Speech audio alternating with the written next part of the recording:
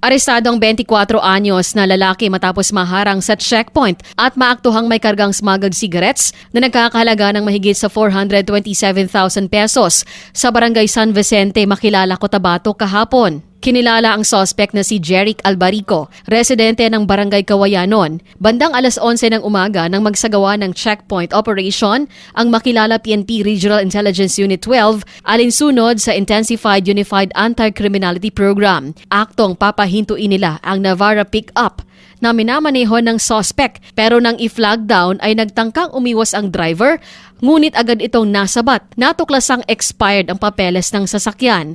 Sa visual inspection, nakita sa plain view ang iba't ibang kahon ng hinihinala ang smuggled cigarettes.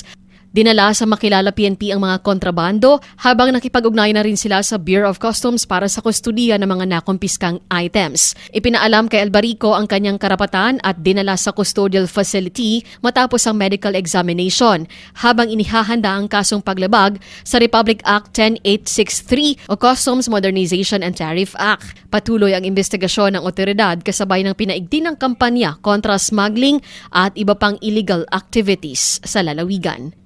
Cherry May Exim Tapia, NDBC Bida Balita.